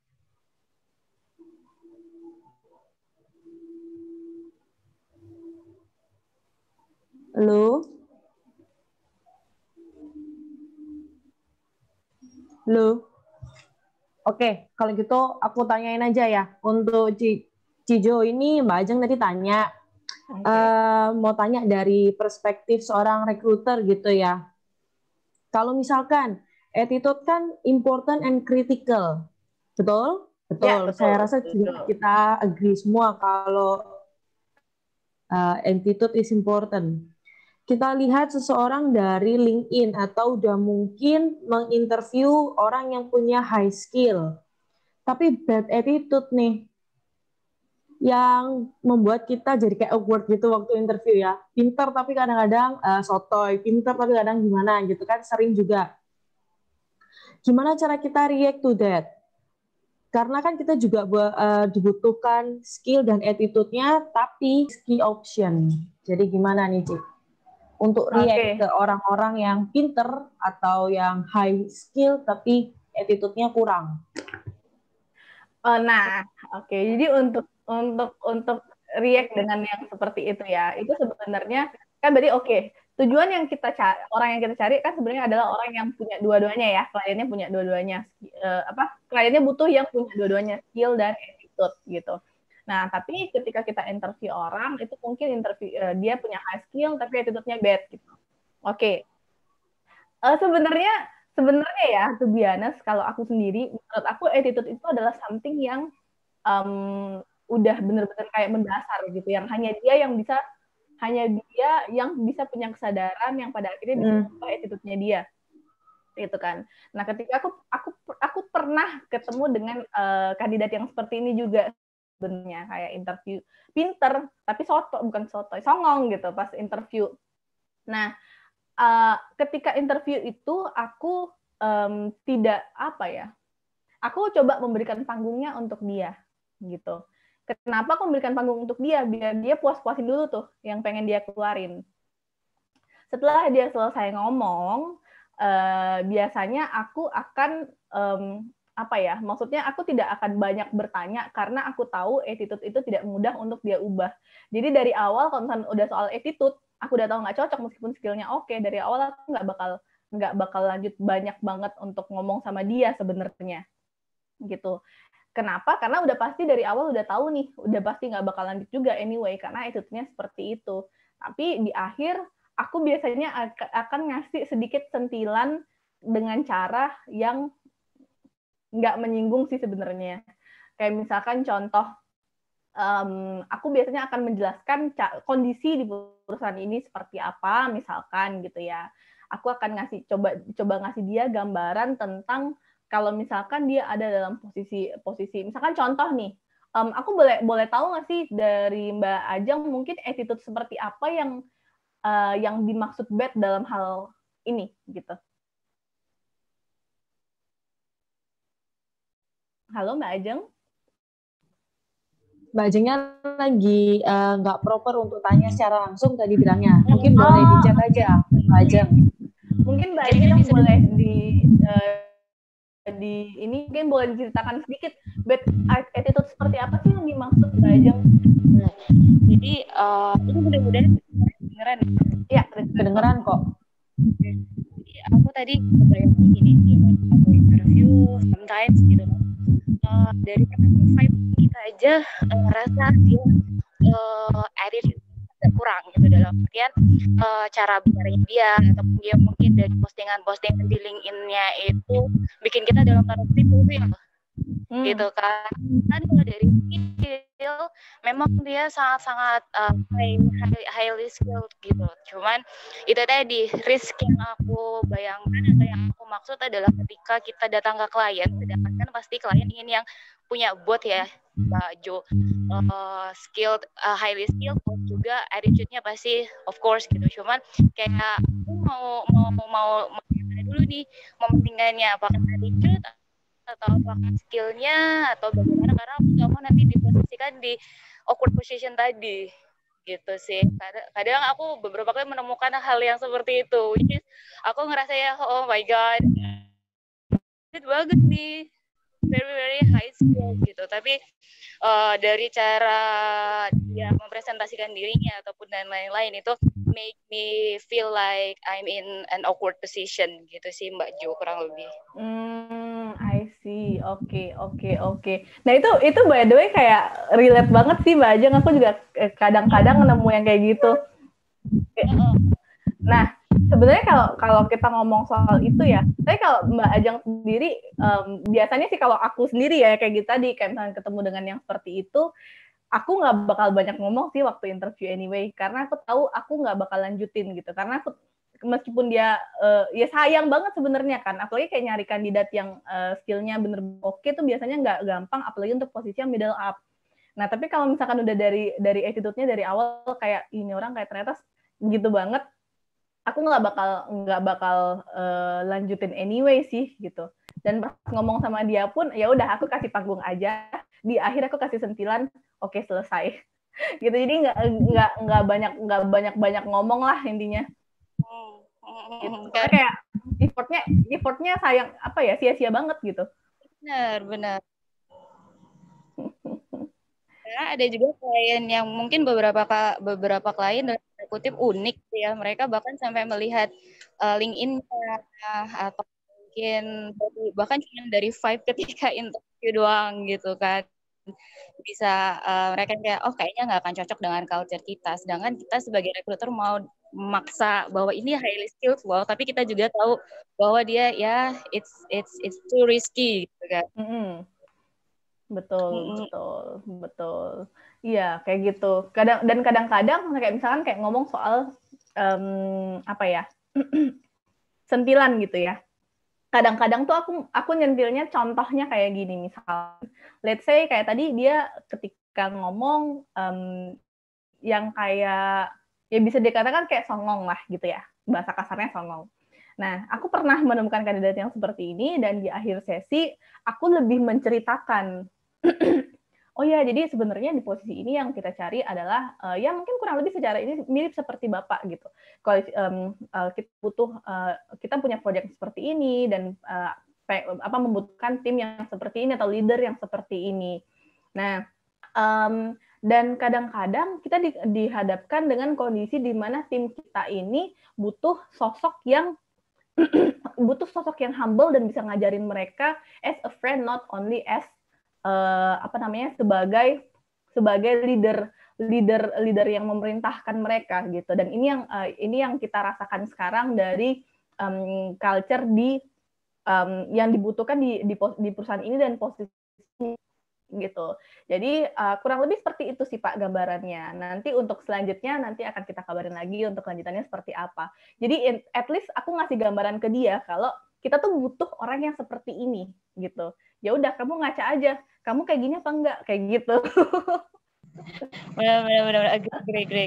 Ya. Sih. Karena biasanya itu ada orang yang ini kalau boleh sedikit curhat kali ya. Boleh banget. Boleh. Ini tuh ada juga yang kayak menulis ya di komentar-komentarnya itu mungkin yang kayak terkesan baperan begitu. Kemudian kita yang proses tuh yang kayak rasa aduh berat nih, gimana dong gitu. Jadi ada challenge di hal kayak gitu sih Mbak Jo. Thank you so much by the way untuk sharingnya. Thank you banget juga Mbak Ajeng buat pertanyaannya. Ini semakin relate ketika kita sekarang sudah mengenal dunia LinkedIn ya. Jadi kayak makin kelihatan gitu attitude-nya si kandidat kita dari LinkedIn biasanya. Oke, kalau gitu. Yang lain gimana? Mungkin ada pertanyaan lagi? Ya, mungkin ada yang mau ditanyakan lagi teman-teman. Ini di pertanyaan ada sih, Ci, aku bacain salah satu ya. Oke, boleh. Ini dari Lulu Cumairoh. Hai Ci, aku mau tanya, untuk attitude yang good menurut HR seperti apa ya? Ini masih bicara di attitude sih, Ci. Okay. Sampai di user interview tapi belum lolos. Padahal aku rasa posisi sudah cocok banget dari perusahaan. Dan aku udah niat banget. Apakah ada HR yang rasis gitu? Misalkan ada ini preferensi untuk kandidat tertentu. Biasanya harus mungkin dari suku tertentu atau berasal dari daerah tertentu, dari yang aku sering temukan adalah kampus tertentu gitu. Apakah ada sih yang kayak gitu? Lalu gimana? Attitude yang good itu seperti apa kira-kira? Oke, thank you Mbak Lili. Dan thank you buat Mbak Lulu yang udah nanya. Nah, by the way kalau ngomong-ngomong soal attitude yang good menurut HR seperti apa, itu attitude itu luas banget ya sebenarnya cakupannya ya. Cuman yang pasti berkaca dari pertanyaan Mbak Ajeng tadi adalah attitude yang good adalah harus humble. Jadi percuma kayak misalkan sama deh kayak tadi kita ngomong soal orang gebetan gitu ya. Kalian deket sama orang, gebet orang, dia orangnya oke, ganteng, tajir misalkan, pinter, tapi ternyata songongnya minta ampun. Pasti kita juga bakal apa ya? Mikir dua kali. Iya, benar. Mikir 2 kali. Nah, sebaliknya juga, itu kan tadi kayak terlalu merasa di atas ya. Nah, sometimes juga ada orang yang kayak sangat-sangat nggak pede gitu ketika mereka ketika mereka di interview. Nah, itu juga something yang sebenarnya attitude yang kurang pas, bukan nggak baik, tapi kurang pas, dan itu yang perlu diimprove. Kenapa? Karena ketika teman-teman nggak pede, itu bakal kelihatan banget pas teman-teman interview. Dan kalau misalkan teman-teman nggak pede, gimana caranya teman-teman mau jualan barang yang teman-teman sendiri nggak pede dengan barang itu, gitu kan?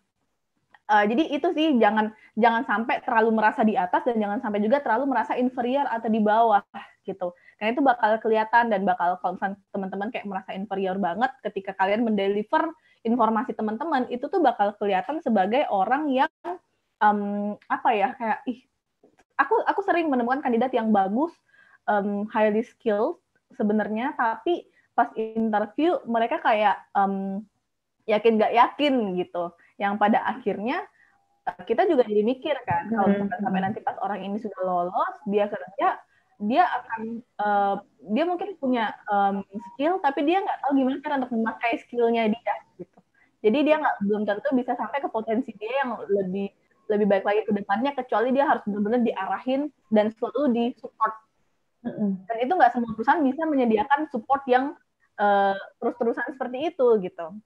Kayak gitu. Nah, kalau misalkan kayak kita ngomong soal apakah ada HR yang rasis mungkin ya? I don't know.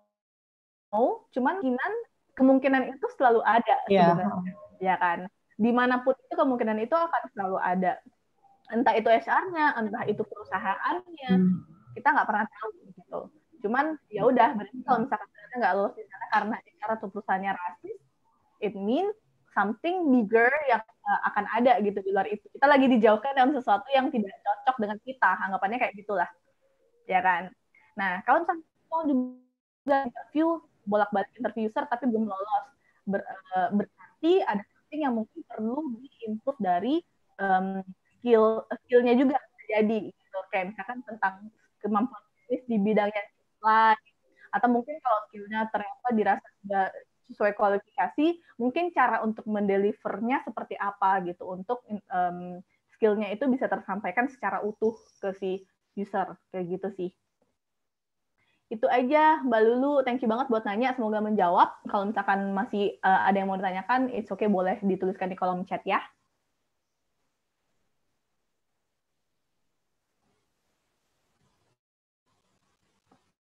Ya, semoga menjawab ya Mbak Lulu. Mungkin ini ada pertanyaan terakhir dari Michael Mike. Michael Mike ini tadi sempat tanya, Ci, boleh nggak sih kita ini cari kerja ketika probation gitu? Jadi kalau nggak cocok, pas lagi probation bisa dapat pandangan baru gitu ya. Tapi gimana cara ngobrol di interview? Kan masih probation gitu. Oke. Nah, ini memang thank you buat pertanyaannya. Jadi untuk ini memang mungkin kadang-kadang agak challenging ya, karena tidak semua perusahaan tuh kayak, ada beberapa perusahaan yang masih, atau mungkin interviewer yang terutama yang sudah berusia di atas rata-rata, itu biasanya mereka sudah terpaku dengan pikiran kalau kerjanya aja baru 2 bulan, 3 bulan udah mau resign, nanti dia bakal nggak awet nih di kita gitu. Ada yang seperti itu gitu. Tapi kalau memang mereka berpikiran seperti itu dan kalian gagal karena itu, ya udah gitu. Memang belum jodohnya aja.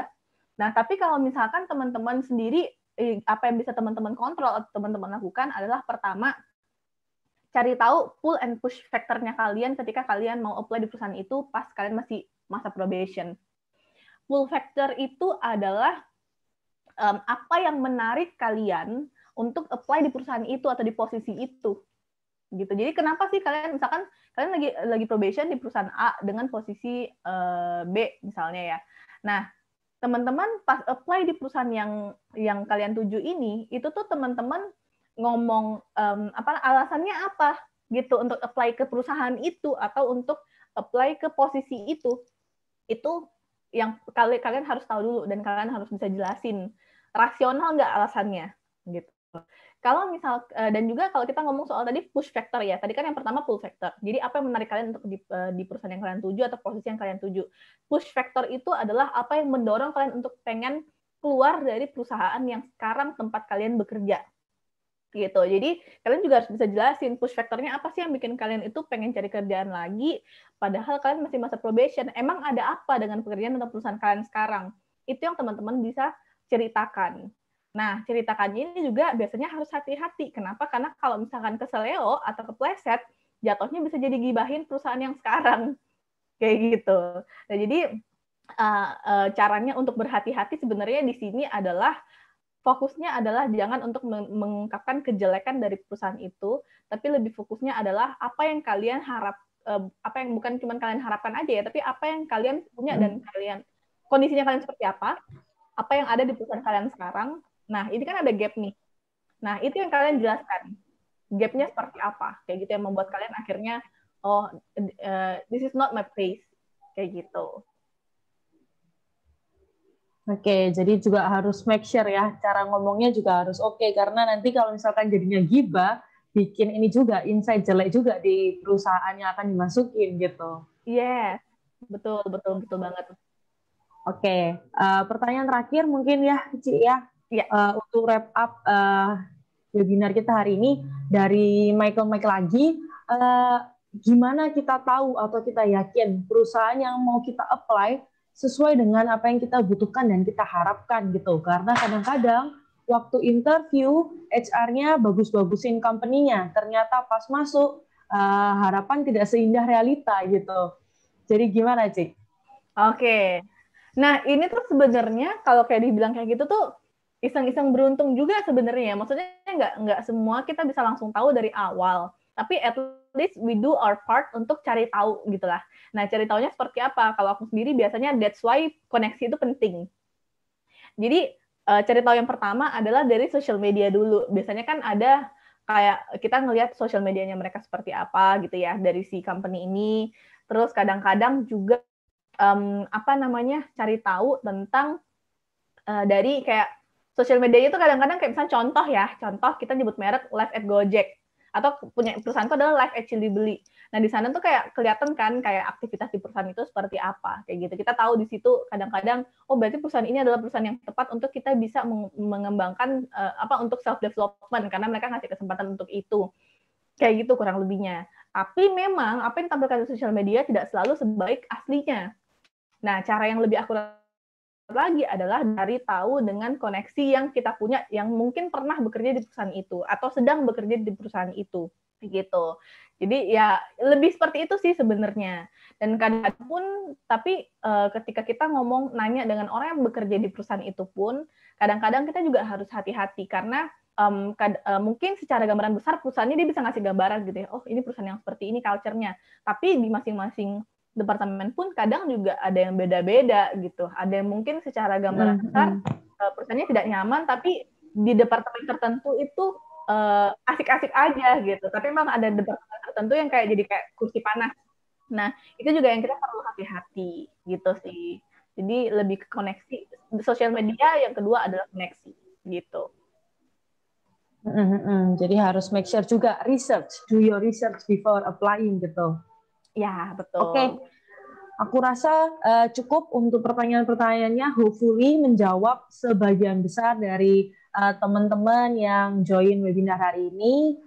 Thank you banget Cijo untuk materinya, masukan, insight-nya yang baru-baru juga mungkin buat teman-teman job seeker atau teman-teman recruiter atau teman-teman yang sudah bekerja lainnya, semoga bermanfaat gitu ya, untuk nambah knowledge juga. Mau menginformasikan kalau webinar ini adalah webinar terakhir dari RIB di tahun 2020. Jika kita sebentar lagi menyambut Natal, bagi yang merayakan dan menyambut tahun baru juga, webinar RIB tahun ini, hari ini yang terakhir, tapi nanti pasti akan kembali di tahun depan ya, mulai tanggal 9 Januari dengan pembicaranya Bu Milka Santoso, mungkin di LinkedIn juga udah kenal, bisa join juga untuk tambah-tambah knowledge juga. Untuk teman-teman yang masih pengen tanya-tanya dengan Cijo, bisa langsung ke LinkedIn atau ke IG-nya ya, Cijo ya? Iya, boleh Langsung ke IG-nya, boleh tanya-tanya via DM-nya juga, kenalan juga bisa di situ, boleh kalau mau. Aku rasa sih sekian dulu untuk webinar hari ini. Terima kasih untuk waktunya, semoga bermanfaat, dan jangan lupa join webinarnya RIB lagi tahun depan. Thank you semua. Oke.